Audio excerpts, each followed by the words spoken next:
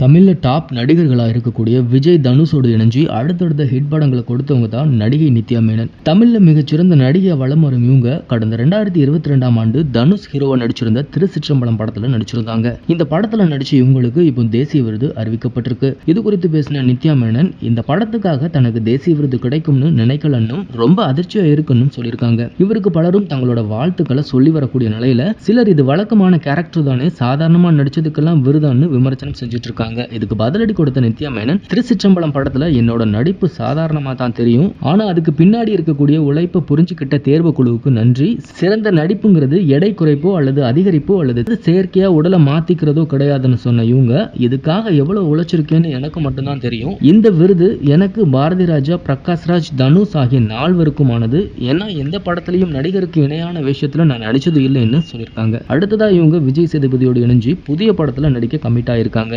இயக்குனர் பாண்டியராஜ் இயக்க உள்ள இந்த படத்துல விஜய் சேதுபதி புரோட்டா மாஸ்டரா நடிக்க இருக்கிறதா தகவல் வெளியாகி இருக்கு. இதுக்காக விஜய் சேதுபதி பிரத்யேகமா ட்ரைனிங்கும் எடுத்துட்டு வராராம். சீக்கிரமே இந்த படத்தோட ஷூட்டிங் சென்னையில துவங்க உள்ள நிலையில இந்த படம் பத்தின பேட்டியில நித்யா மேனன் பேசியிருக்காங்க. அதுல இதுவரை இல்லாத வகையில இந்த படத்தோட கதைக்களம் தனித்துவமா அமைஞ்சிருக்கும்னு, இது மாதிரியான கதைக்களத்துல இதுவரை நான் நடிச்சது இல்லைன்னு சொல்லியிருக்காங்க. அது மட்டும் இல்ல, ஏற்கனவே ஒரு மலையாள படத்துல விஜய் சேதுபதியோடு இணைஞ்சு நடிச்சிருக்கிறதாகவும், ஆனா அந்த படத்துல தங்களுக்கு இடையேயான காம்பினேஷன் காட்சிகள் ரொம்ப குறைவுன்னு பேசியிருக்காங்க. விஜய் சேதுபதி நடிப்புல ரீசெண்டா வெளியான மகாராஜா படத்துக்கு ரசிகர்கள் மத்தியில நல்ல வரவேற்பு கிடைச்சது.